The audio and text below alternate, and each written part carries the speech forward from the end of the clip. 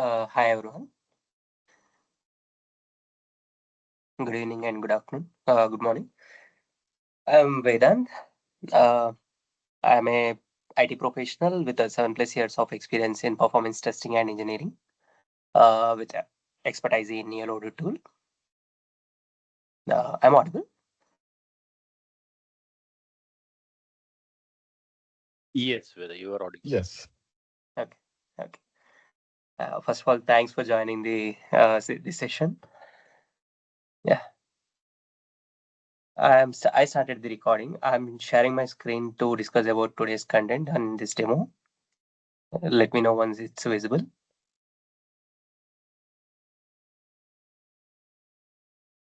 Yes, it's visible. Thank you.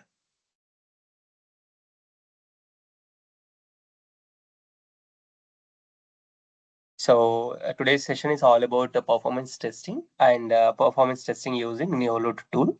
And we can discuss a couple of topics like performance testing life cycle, how a software architecture looks, and how our performance testing comes into picture, and why only Neoload, and how we leverage of using Neoload for performance testing. We will discuss about recording a particular website and do some sort of enhancements, correlation, scenario creation, execution, and all. These are the topics we will be discussing today. And before going to actual topics, can I know how many of you are into testing field, or how new to this field? Is there any one having understanding about this earlier, or is it very first class or first to this side?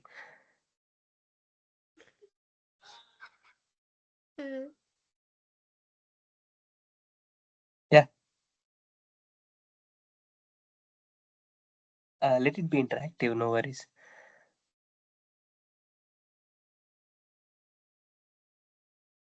I'm No one audible. ever. Yeah, Madhusudan, audible. Uh, yeah. Testing it almost 14 to 15 years. So completely into manual lead role, manager role. I'm doing it. Little bit Okay, of automation. okay, And in my current project, they're using the Neoload. So I'm interested to learn okay, to that's see good. how things. What I heard, it's codeless on Yes, that Neoload tool. So just I want to explore to see on that one. Yeah.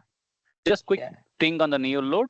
We have market that what called Jmeter LoadRunner is going to be the yeah. same competitive tool like one, or it have right? Yeah, We yeah. will discuss the Thanks. Yeah, comparison, thank you. Madhusudan, in this class itself. So what you told is absolutely Sure. true. But I can say it's not completely zero code tool. We will discuss how it is Oh, leveraging comparative to LoadRunner and Jmeter. Yeah. Any other person new or existing into system from testing side, or yeah, just to know. That's it.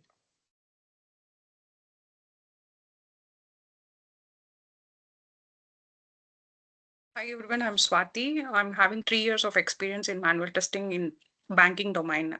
Mhm. So my work involved in requirements. You know the manual testing, right? Yeah, So yeah. I'm planning to change my career to this performance. So I joined this session.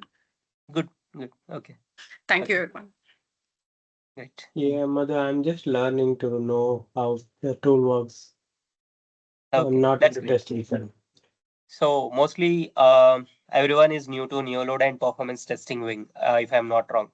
That I can conclude. Okay. Yeah, let's jump into the topics then. Okay, so let me clear a few things. So testing is all about functionality for a couple of people know, but it's not always functionality. So here the performance testing falls under non-functional testing. Again, what is the difference, functional and non-functional? So functionality is nothing but what you see. Let's say you open Amazon, you log in, log out, do some sort of right, adding items to cart, checking out, ordering, doing payments, etc. So the functionality, it is working or not, the app is responding or not, it's something what we do is called functional. The action you do, the response it app give is something you are checking with some sort of use cases, positive, negative use cases, whether search is working or whether the item is visible or not. These kind of things are called function. But performance testing all mainly focuses on other side of the picture. Like when I say other side, how the app responds. Let's say you opened an Amazon, it is taking 10 to 15 seconds of time, which is not a business criteria of that long to respond. That is called SLA. So here, how speed the application respond, how long or how scalable an application is when multiple users use the same website or application at a time, and how stability it is showing when it is peak load. That's how the non-functional aspect of testing comes into picture, and there we insert into this part called performance testing. So it's nothing but a technique to evaluate system, whether whatever the system, it's an application, it's a website, whatever you call a system, how it behaves with a particular number of users. Let's say 100 users, how my application is working. 1,000 users, how my application is working. The key metrics we consider here in the performance testing, right? Response time. Response time is nothing but how speed the system is responding, and what is the SLA that is responding. Let's say my client wants the app to be responding in 5 seconds, and how the application in production, application in real world is really responding in 5 seconds. That's what we certify. That's what we report in our client side. So that is the main metric we need to consider in performance testing. And another is throughput. Throughput is again, let's say you are ordering 100 items in 1 minute, and in the same fashion, your client wants to do some sort of 100 ticket bookings in 1 second or 1 minute, let's say. So these amount of things that are happening in 1 minute or 1 hour or whatever duration is called throughput. And coming to concurrent users, it's how many number of users your application can withstand. Let's say my SLA as per client, the production data, my application can only withstand till 500 users. But let's say tomorrow Big Billion Day comes into picture, user load will increase gradually from 500 to 1,000. But my application only support till 500 users. How come it is going to sustain for 1,000 users? So that kind of break point or threshold point is also knowing from these concurrent users, and what threshold it supports basically. And error rate. If you see your IRCTC application, especially, or YONO, especially SBI, you face a lot of issues in while navigating through application, especially, right? So how, let's say 100 users are using at same minute, how many members are facing that kind of issue, and what is the rate of error that particular user is getting is what we call error rate. So this plays important, because if more error, that is directly proportional to the more loss to your business. So that's how it is a key metric in your performance testing. So by definition, performance testing is a non-functional testing, and it is used to evaluate how a system behaves under particular user workload, I can say. Yeah. And coming to next part, there are a lot of phases in software testing. As you said, few people are from manual, and few are from automation and all, right? Sorry to interrupt you, Veda. Hello. Yeah. Yeah, sorry. Can you go to the previous slide? I have one question regarding the throughput, right? So the response time, what I can understand when I try to hit the Amazon, how quick it loads, we will be checking the response. What is the throughput actually? Can you please give me some other example?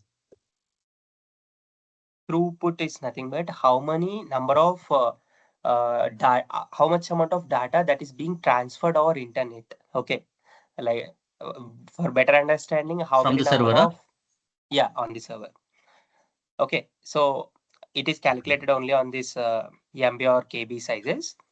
But here, as per from performance testing point of view, I want 100 tickets to be created in a 1 hour duration with 50 users of concurrent users of testing. So now what you conclude in your testing report, right? with 50 concurrent users of 1 hour duration, I could achieve 100 or 120 tickets of creation, which is certify that application is meeting the given SLA. That's how the throughput is calculated.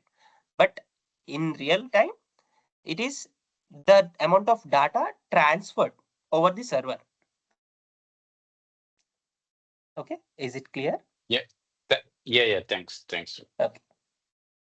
So again, the same word might be differently, seen or understood when you really enter into the system, when you really give metrics to the client. Okay, now you go in your report, you don't say I transferred 1 GB of data over server in the 1 hour duration of time. You will be altering the throughput in different fashion. Like I have created 100 tickets in 1 hour duration. That is how the throughput is achieved. This is how the alternative way for same word is used in the reporting side. Is it clear?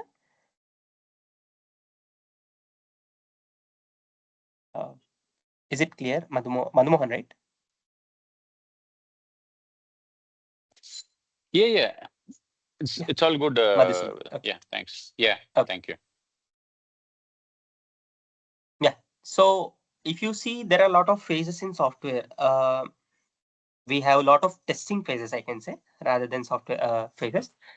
We have unit, smoke, integration, system, regression, UAT. So where our PT performance testing stands is at very top.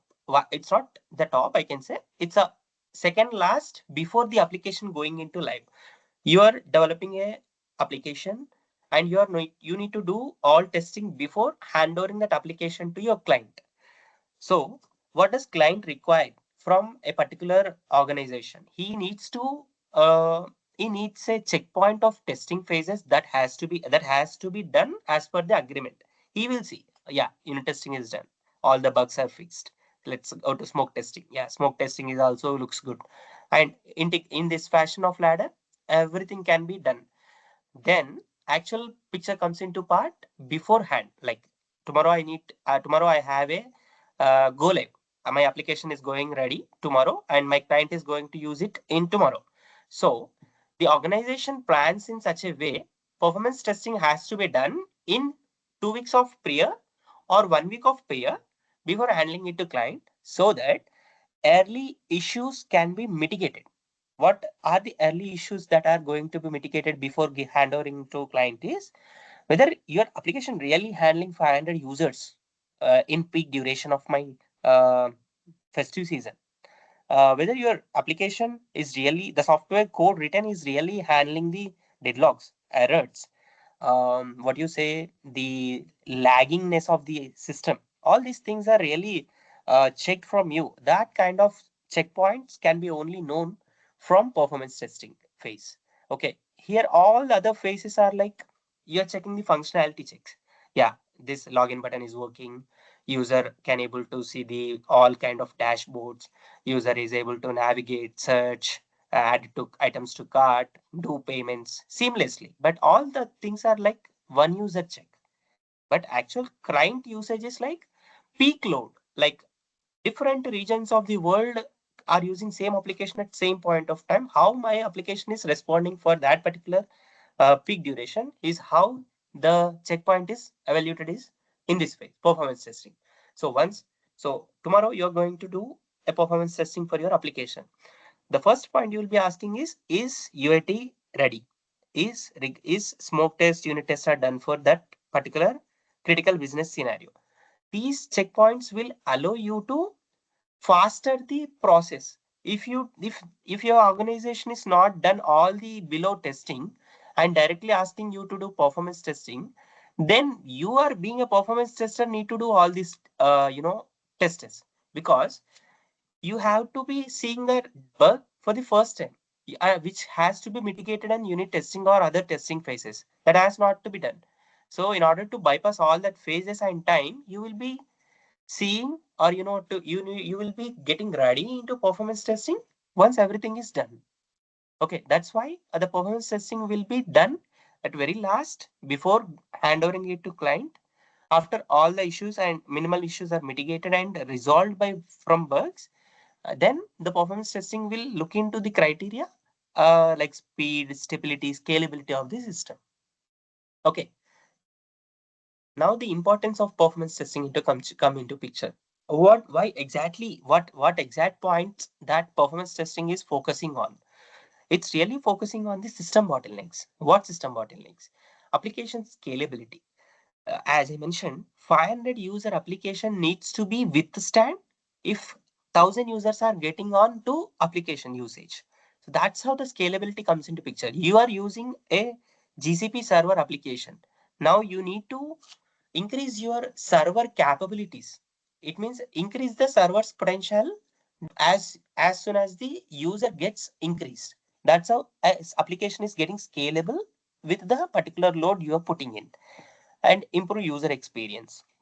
Let's say for your 100 user or 500 user application uses, the application is getting lag. It is responding, buffering a lot of time, which is a business loss.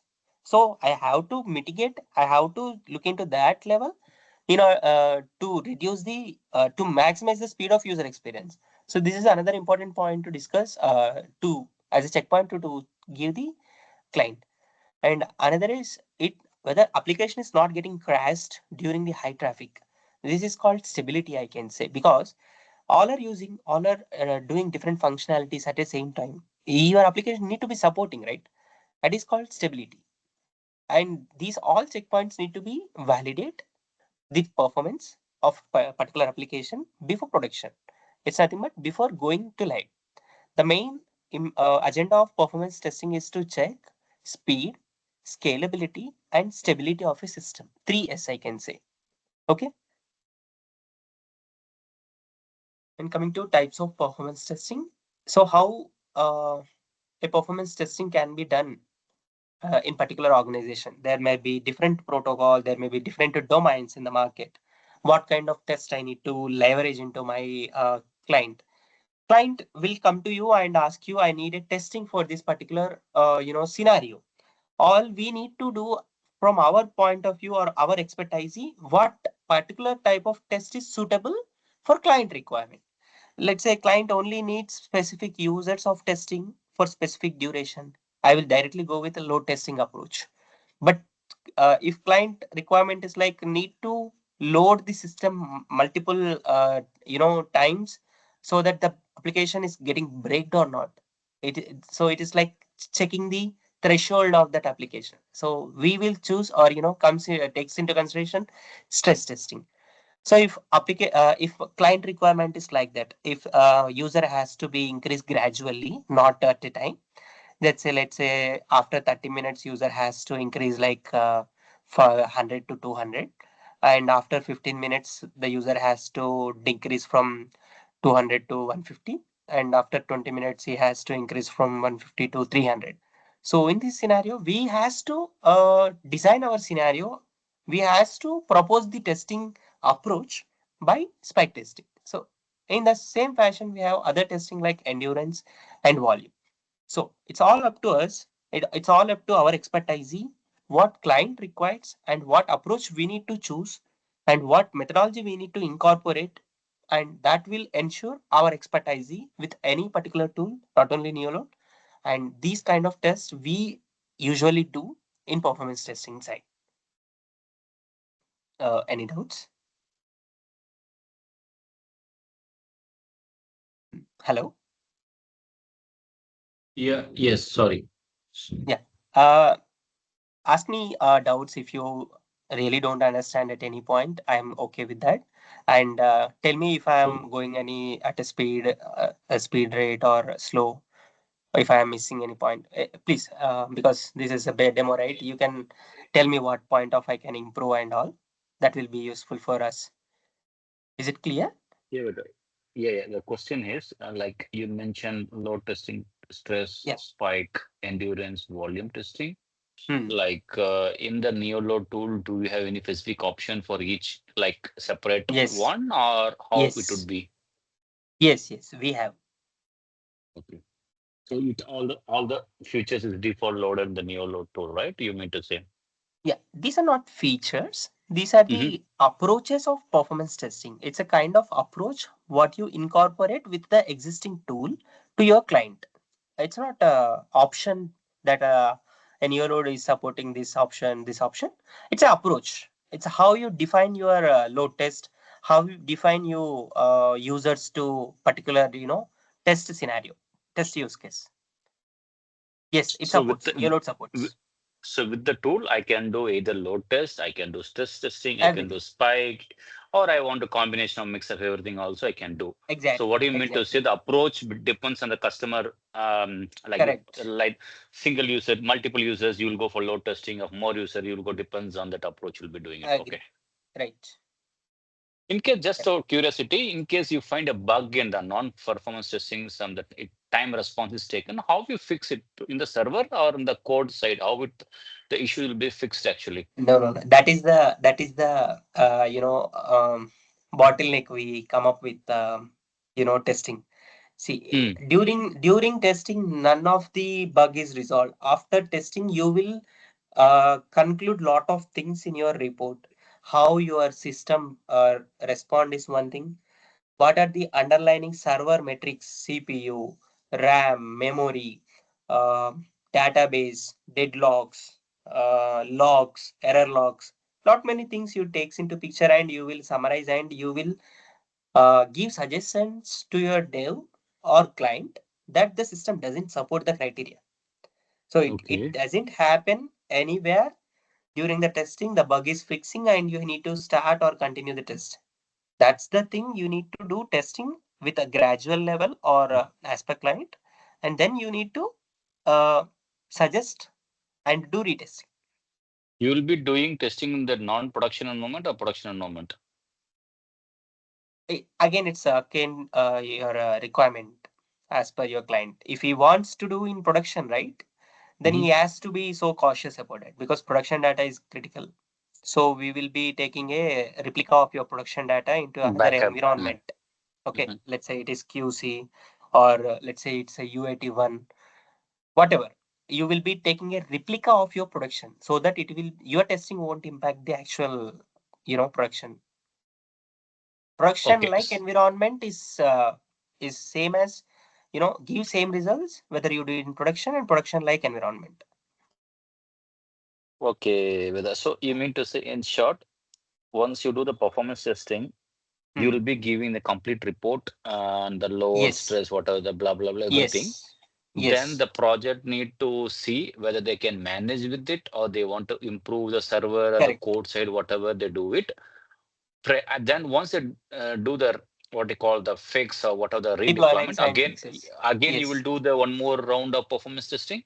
Yes, because whatever before handovering report to your client, you will be Mm-hmm.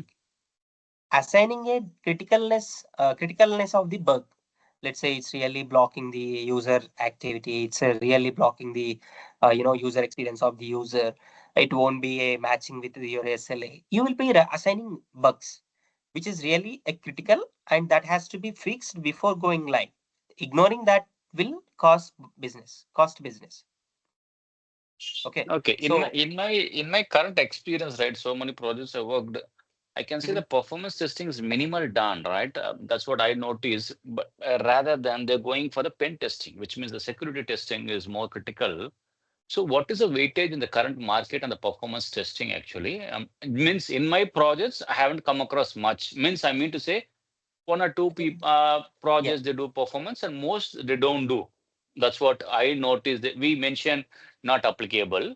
Just I want to understand like how things the current market on the weightage for the okay, performance testing okay, roles. okay. So to be understanding, performance testing and penetration testing are different for first thing because Security performance that testing, both are different. yeah, Yeah, I know that. yeah.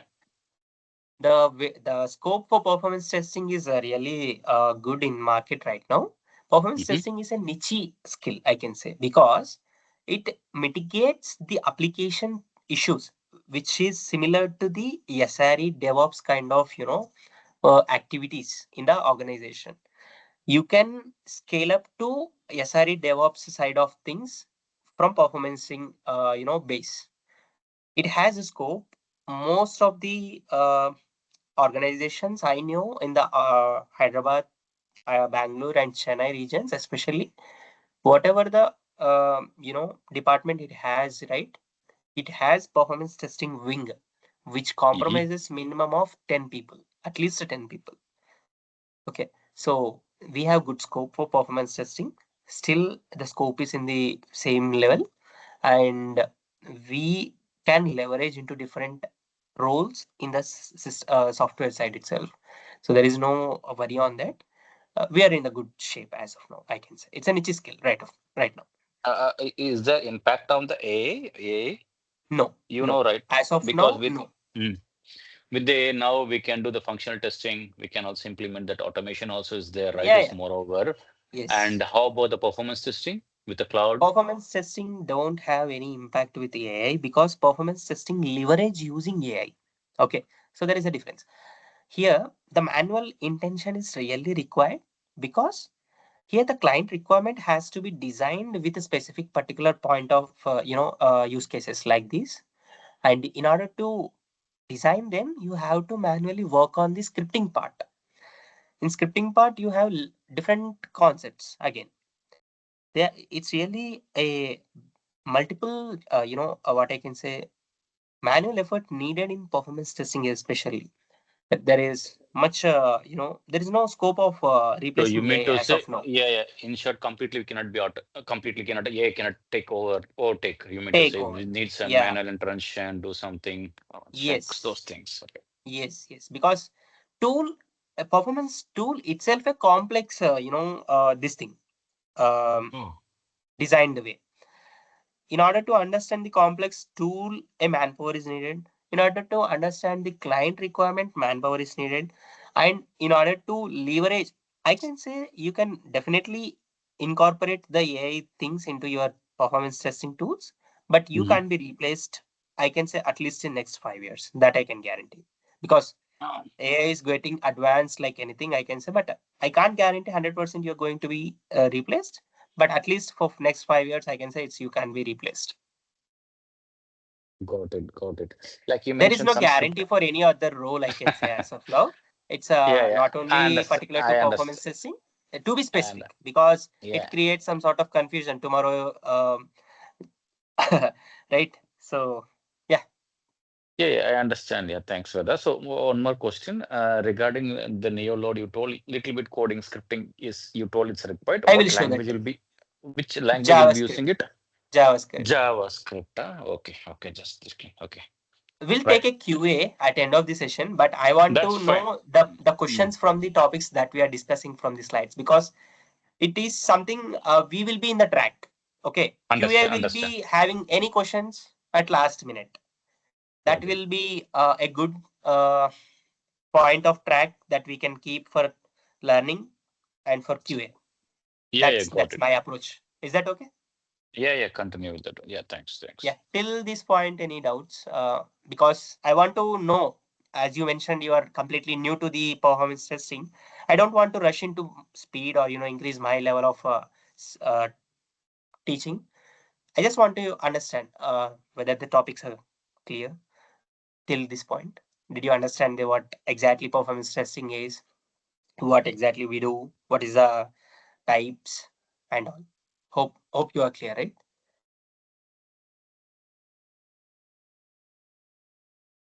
Clear? Yes, we are clear. Thank you. Okay. Okay. Yeah. Yeah. So any testing, right? We have some sort of standards, like let's say how to start, how to finish, and all. So that's how the performance testing life cycle comes into picture. We have 6 to 7 steps. I can just read it out rather than explaining multiple things. I can take. We have classes for everything. Just a high level, I can read it out.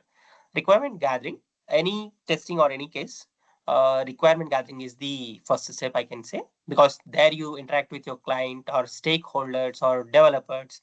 What exactly they want, what exactly you need to do. That's how the requirement gathering happens, and you will be planning what kind of scenarios are in scope and out scope, what is possible with us, what is the real critical business case, and all that kind of discussions will be happening with your team lead or your manager in the planning session. Then you as an individual comes into the phase script design. Script designing and all, I will be showing you hands-on right away in for next 5 to 10 minutes. Then how this is happening and all will show you in few minutes. Then what you do with the script design, once the design is done, what you will do. The next part is scenario creation. It's nothing but how you leverage the type of testing into your tool as per your client requirement. Then you will be creating scenario. Scenario creation is nothing but what number of use cases are covering and how each scenario needs to be leveraged with different users. That another scenario. Uh, Test execution, you will be doing test and then you will be going for results. Once you complete test, you will be going for results, and once results is done, you will be publishing it to client. And if client requires another test, you will add another step, seventh part. It's called retest. Yeah, this is how the performance testing life cycle starts and ends. Now we have good thing to understand whatever the requirement, right? You need to understand your application architecture. So what does application architecture is nothing but how your system is designed. What is the skeleton of it, whether it is 2-tier, 3-tier, n-tier, microservice based, API based, what kind of architecture does that your system is currently developed on, and how the testing will be different. That kind of knowledge will be making you to understand client's requirements very clear, and your report will be so good. So we have different architectures: 1-tier, 2-tier, 3-tier, and 4-tier. So yeah, again, this is all completely covered in next classes. Just to understand what are the architectures we have, we'll be discussing clearly in further classes. Yeah, I think my performance metrics were discussed. Yeah, actual part, Neoload. Yeah, Neoload is a paid tool. Let me give you a comparison. As people are already aware of the other tools, right? Jmeter, LoadRunner, Neoload. Let me directly come into the comparison part. What is actually Neoload is different from Jmeter and LoadRunner. Neoload is a paid tool. So again, LoadRunner is also a paid tool. Only difference is, right, the protocol support from Neoload is less compared to LoadRunner. But Neoload is supportive to all the existing protocol companies, their requirement in the market, because Neoload has less cost of license compared to LoadRunner. Yeah, Jmeter is completely open source tool where it has limitations, and that can be leveraged or mitigated by using Neoload or LoadRunner. And Neoload is especially good with only 1 to 2 points when compared to LoadRunner. That is, it has good GUI mode. Like as someone mentioned, it has less script, less coding knowledge. That is 1 point. Easy GUI. That is second point. Scripting is really good. Like you can do script very fast. Correlations and things are very fast, and it supports every other protocols. It has some features like built-in monitoring. Yeah, these are the things makes Neoload best choice as of now comparatively to the other tools in the market. We have other tools as well, K6, Gatling, um, multiple other tools, but only options they limited is with minimal user load tests. If you want, like, let's say 1,000 or 5,000 users of load test, you can't directly hit with Jmeter or Gatling or K6 because they are open source. Open source is nothing but free, which can be having limitation of till few users. That is the only limitation making to use organizations Neoload. And open source you can't directly incorporate into your systems because it might have vulnerability to your security. So that is another concern. Yeah. So let's speak about Neoload architecture. Neoload itself compromises of controller, load generator, Neoload web, and monitoring. So what all these points and what this terminology mean can be known when you see actual the tool. I will get into there. Okay. Yeah. So this is how the Neoload looks like. Once you install, always open Neoload in administrator mode.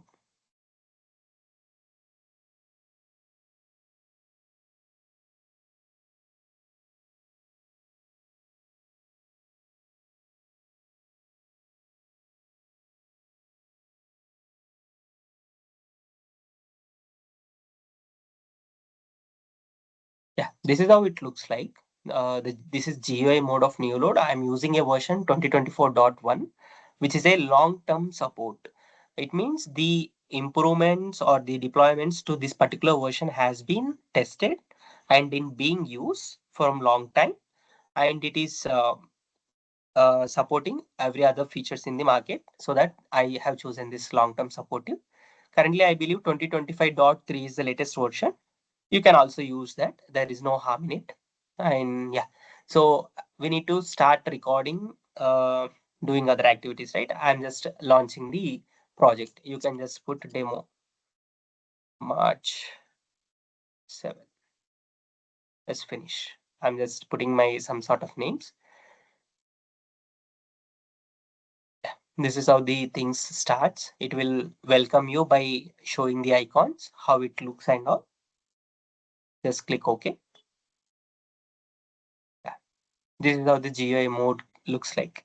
So Neoload has three sections. If you see, we are in design mode. Design mode has three sections separately: user path, populations, monitors, and connectors.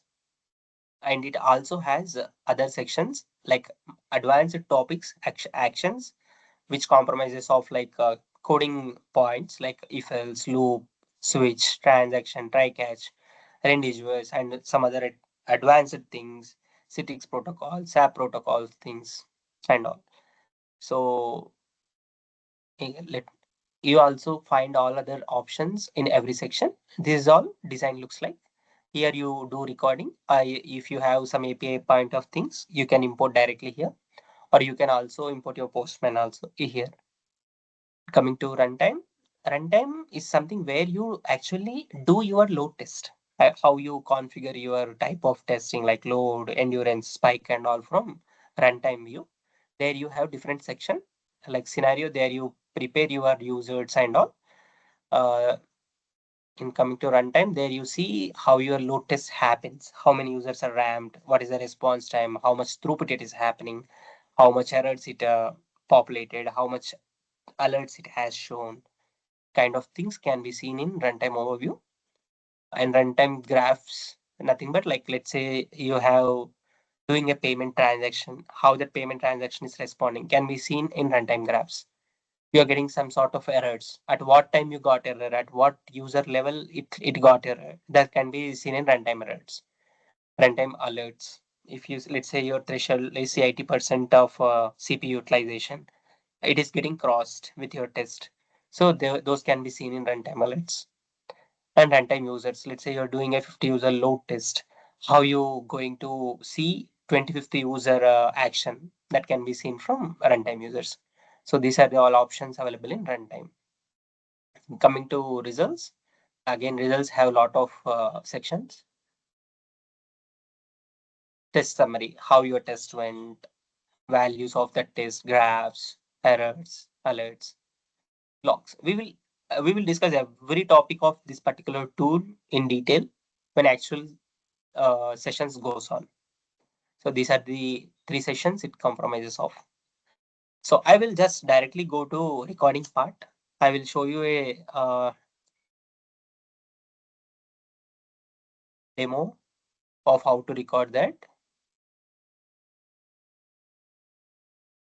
Let me try some testing websites, Blaze demo. So let's say this is your client application. You land into this page when you hit the URL, and you are asked to do some sort of flight bookings. I want to travel from Paris to Aries, finding flights. I just want to choose what particular flight I need, and I just need to enter the details.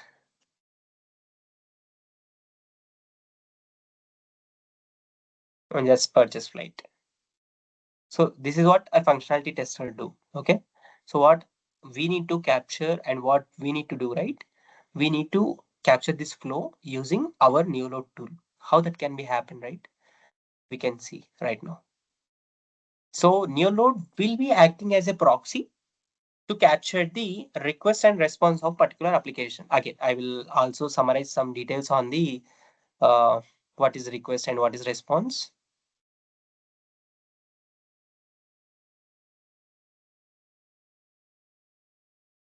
So when you inspect your page, right, whether it is Chrome or anything, you just go to your network tab and which session, you just find flight.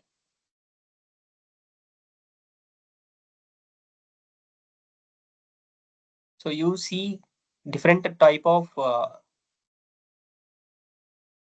requests that are being hit when you do some sort of activity. Okay, so this is called traffic, your website traffic that is going to be recorded in your Neoload, and that's how you will be going to do your performance testing scripting expertise like correlation, parameterization, error handling and all, and that's how you will do load testing and all. This is not capturing actual data. Let me do another website, demo.com. Yeah. So why I'm going to fetch an XR, right? It will capture the required traffic of your particular browser server. I will show you what exactly it means. If you see, this is what our API. This is what our website, and that's how the server details are captured. So fetch that XHR will only capture required or particular traffic of your website. So these details, what you see, right? Request header, general, response headers, request headers, and how does it looks, payloads, what that particular API is getting response. These details you will be capturing directly from your tool. Let's do a demo recording for this website itself. So when you open your project, right, and you have created a demo project and you need to directly start recording here, click on that. You just name it your client or website name here so that it will be reference and that particular traffic is recorded in the particular name user path, because here itself you will record multiple similar kind of applications. So this naming convention will give you a clear understanding. Yeah, this is what I'm working right now. Yeah. So here you have options, what need to be incorporated. Let's say my client only supports Edge. I can switch here. It doesn't support some Edge or Chrome. I can only supports Internet Explorer. You can leverage that by choosing here. So mostly organizations choose Chrome supports. So I'm going with that. So any user activity that a particular test need to be done, right? You need to delete cookies and cache in order to get the proper response in production wise data. So I'm deleting cookies and cache before recording the session in general way. We are in web general, chosen the particular this thing and enable the delete cookies and cache. And coming to advanced, we have other options. You might be having HTTP1 or HTTP2, but mostly need to be checked. It's by default, basically. You can ignore this, but just for visibility, I'm showing these things can also be recorded when you do complete flow. Yeah. And as we are only dealing with web protocol, HTTPS, I have chosen this. Let's say your organization has other protocol to be tested, like let's say SAP. Okay, then you need to go to this section and enable that. And accordingly, you will be need to do start recording. Similar with Citrix, similar way with real browser. Yeah, yeah. Someone has raised their hand. Please continue before going. The question. So you have the browser setting, am right? Can we make the default browser as Google Chrome instead of every time we come and pick up the browser? Yes. Okay. Is there any setting? Yes, we have. Okay. So it's like a very complex tool. I can say there are multiple options you have. you can leverage, but I can all I can say is we have option. Can we add additional browsers also, if like Firefox and other things? I think yes, we can add. As of now, just going directly with the default configuration. We Yeah. have that option. Okay. Thank you. I'm launching the application. Before launching your application, just make sure you close all the instances of your browser. It will also pop up the same. See, it's not an error. It's just giving you a caution just to close the instances. Continue.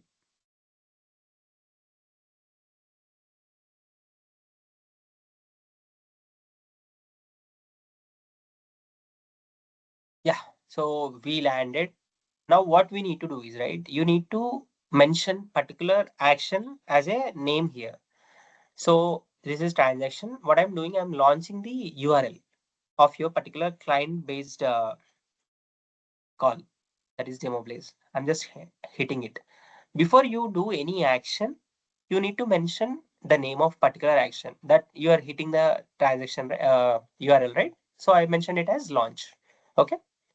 Then for particular any action that is critical, you do on website, you just mention this thing, naming convention, so that the traffic associated with that particular action will be properly recorded in your script.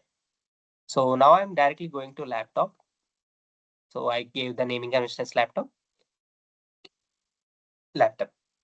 So we landed here.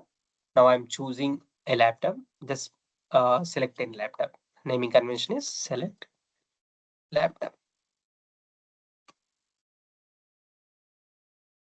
Yeah. So you might be wondering, how can I conclude when to start next transaction? So if you see, when I clicked on the laptop, it took 1 or 2 seconds to load all the footer details. So I just wait for complete details to load. Till that point, I don't change the transaction name.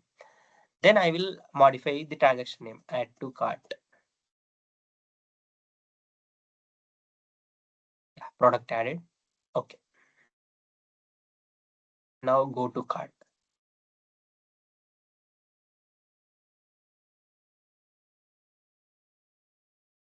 Yeah, all things got loaded. Place order. Yes. Place order. You can input your name, details.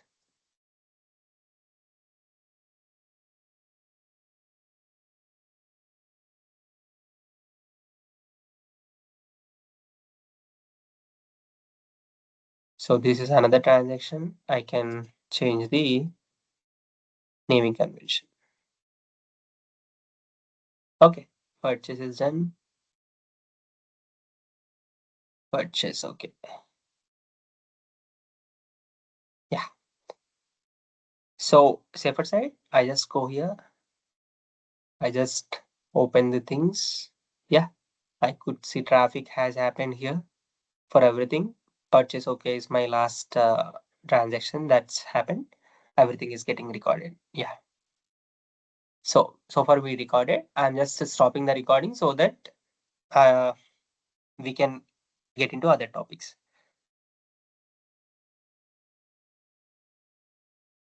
Yeah.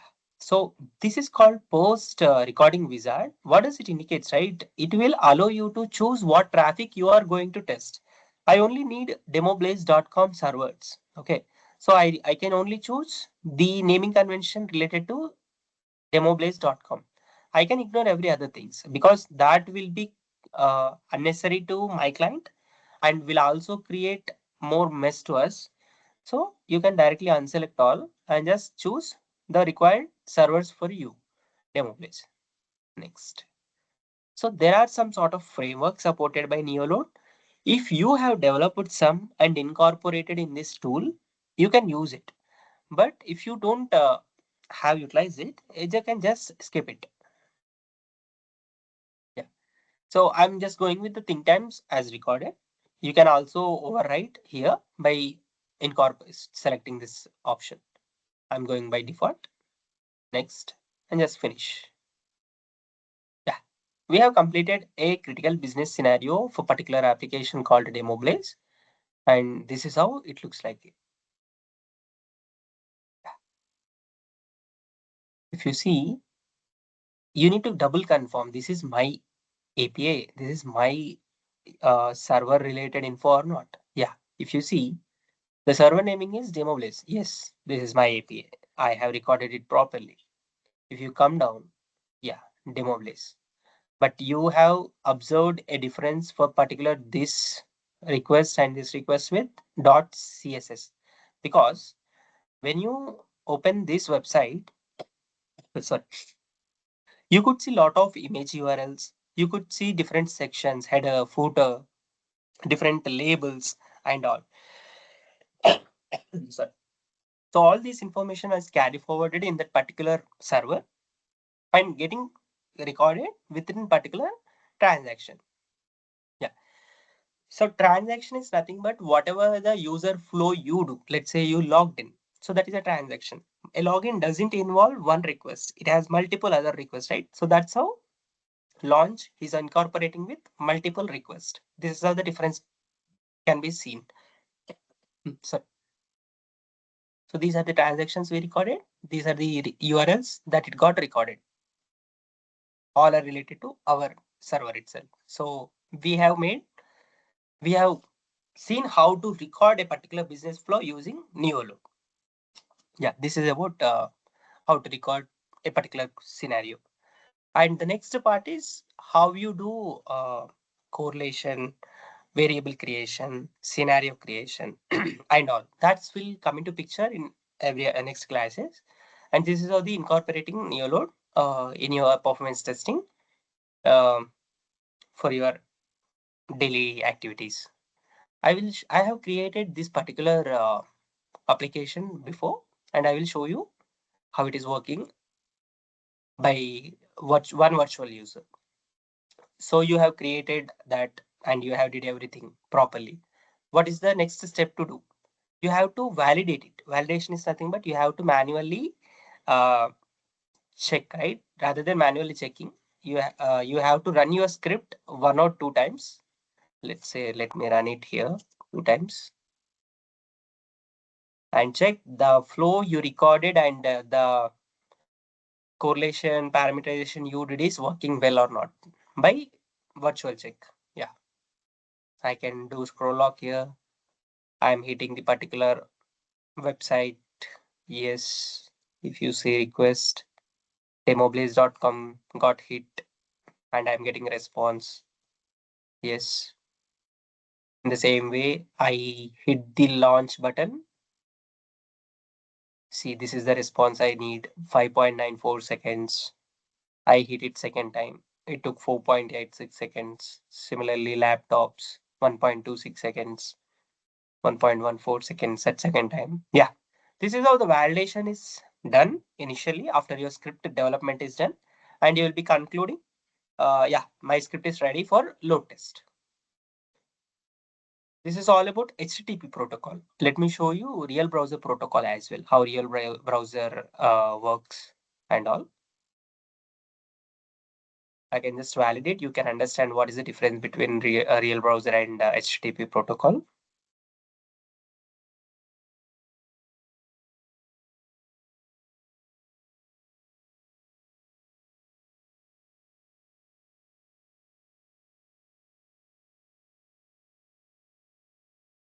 See, it has initialized a instance of Chrome and entering the details, checking the assertions, what to be incorporated, and logging off.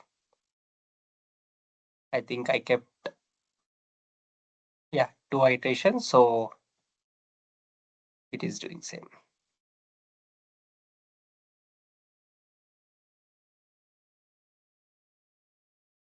So it failed because it waited longer duration. That's how the error pop-up will show you.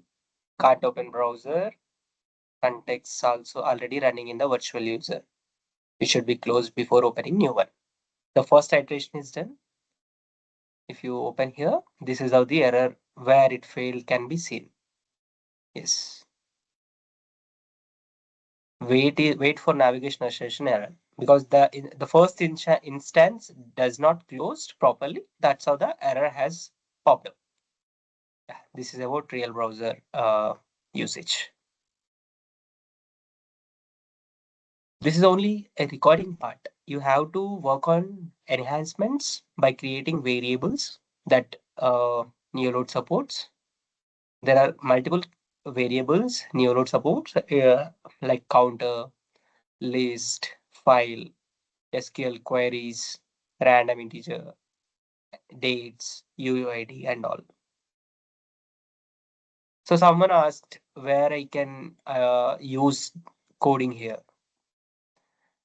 So if you right click, insert after as child, you see supportive language by Neoload, that is JavaScript. So you can just insert there. It will allow you to write your code. Based on that code, you need to modify the variables from your script and use uh, that particular code variables or correlations into your logic and make it work for you. And that is very straightforward. And if you have some sort of understanding with, you know, coding, you can directly become pro in using the variables plugins, I can say.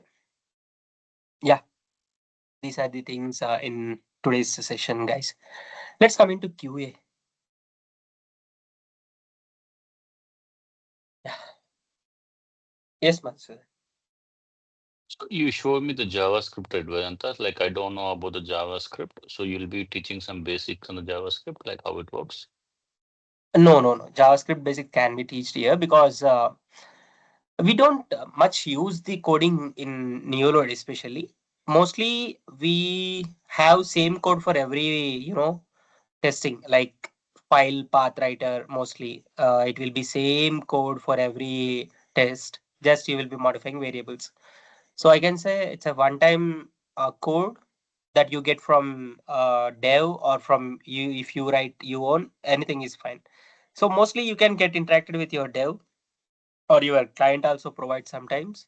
So that only you need to modify. Let's say your client has given some C language code. Now this Neoload supports only JavaScript. You just convert it into JavaScript level and use it, leverage it. That's it.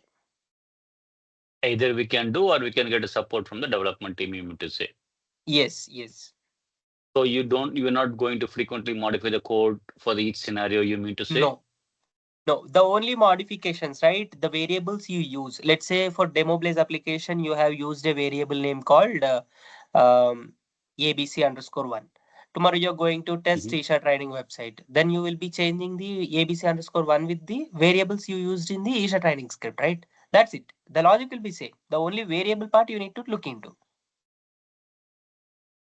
Okay, that will be very easy when you get hands-on on your scripting. It's really a really basic thing, I can say. Okay. Yeah. Yeah. Thank you. Yes, One more question. Yeah. Are you teaching the tool only on the console perspective or on a software as a service perspective? So, software as a service is only useful for testing, Mohan. So, you create a script, you develop a script, you do sanity testing and all. Now, you use SaaS model to uh, do load testing, either load, performance, endurance, spike, whatever testing. There you will import your script. Okay, in SaaS website, you will import your Neoload script, and that can leverage every other teammate and every entire organization to look into your test at real time. See, GUI mode will only limited to you and your system, but SaaS will enable you to look after everyone, look after by everyone. I can cover Yes, that. Yeah, I can cover that, but will it be covering? yeah, I can cover that. It's just importing your script and doing testing. There is No, there are nothing some much other with the. features. No, there are some other Yes. features. It's not like script maintenance, script configuration running from various geographical locations. Yeah, that's what. Uh, That's what. There is no extra, feature available on the SaaS compared to GUI. Only visibility is the difference compared to GUI and SaaS. I can show you what SaaS is, providing more functionalities compared to GUI. We can also show cover that. Because I am looking into more into that perspective. Will it be, I want to confirm whether it will be covering it or not as part of this training. We can cover. It is completely coverable. It's not that complicated. And other thing, there is some certification related to Neoload. Can I plan for that by completing this course? Certification, I think I can say yes here, because see, when I did certification for Tricentis, the level of questioning is different. It is not going to ask you how you do correlation, how you do this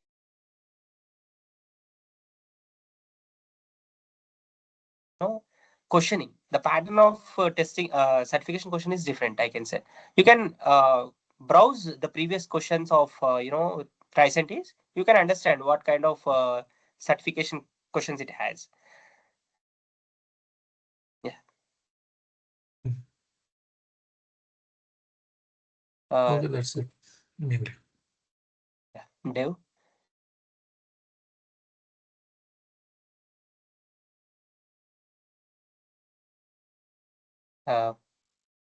Is anyone having doubts? Yeah, hi. Okay. So Akash, yes. I have a question. Like Neoload, as we already discussed, is a paid version, right? So I think it will Yeah. be free to use for around 1 month. So let's say this class goes around 2 months. So how will you manage that overall? Because we everyone needs to practice, right, to get hands on the tool. So can you guide us in that? So Neoload gives the free trial part, like 14 days, I believe. When I tried, that is 14 days trial. So only difference, right? When you do hands-on, you are not able to do load test. Let's say 50 user load test you can't do. I think it is only limited to 5 users. When it is a free trial, it is limited to 5 users. For learning that, do hands-on and getting understanding about the tool, that is very sufficient, I can say. You don't need any enterprise level credentials for that, and it is really cost. In order to give access to everyone, it's really cost, as it is SaaS based, right? In order to incorporate every email that is need to be tested, that will be cost. So free trial will be sufficient as of now, I can say. Okay. So where the session going to be going forward will be during the weekend or weekdays? I'm supporting only weekends, Madhusudan. Yeah. Weekends, huh? Okay. Yeah. Like how many weekends do we need to complete this course? I can say how many weekends? Okay. How many weeks? Around Yeah. 6 to 7 weeks, I can say, because I can say this course is something around 15 to 20 sessions. Yeah, hardly 5 to 6 weeks, I can say. 5 to 6 weeks. Okay. And will be session weekends 1 hour or 2 hour? 2 hours, I can't guarantee here. Isha people will clear that. Madhusudan. Okay, thank you. Okay. And tomorrow also we have the demo session. We will conclude. Yeah, in case if we have visit, can I request we have around 5:30? Is it possible? No, it won't be possible for me, Madhusudan. Okay. So this is Because something tomorrow yeah, I understand you, there is but a this is match. something There is a yeah, that's what that's I'm asking. that's not the thing. Otherwise, we can keep it on Monday if everyone is okay. That's what. Yeah. No. I want to conclude. This is weekend match. The timings are fixed, because this is something I have available at. Okay. Okay. Thanks, yeah. Yeah. Yes, Dev, I am going through your question. I want to use .hr file to generate .nlp using Fiddler or browser-based HTTP traffic, and later can be used agent to develop ready scripts. Can be possible, including correlation fixes. Okay, so I don't want to, you know, panic you by speaking agent and all. See, correlation is something Neoload Write also supports. What you say, autocorrelation, but that really doesn't work because correlation is something you have to particularly look into and do so that it will be error free in your test dev. Okay, so that I can say automatic correlations and all agent based work I didn't do because that is completely AI based understanding you have to master skill. So that kind of you know skill I don't have. Use agent based kind of things. This is completely understanding about how you use tool and how you understand it. But agent wise, I don't know, to be honest. Yeah. And you want to use .hr file to generate .nlp using Fiddler or browser based HTTP traffic and later can be used. .hr file to generate .nlp. Okay. I think this is something I need to look after, Dev. I don't have answer here. Yes. Yeah, that's it. Yeah. Anything else? Are we good?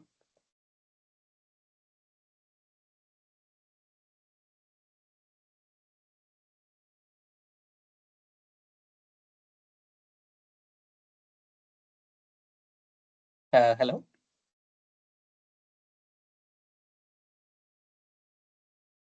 Okay. I'm taking it as no. Stopping the recording.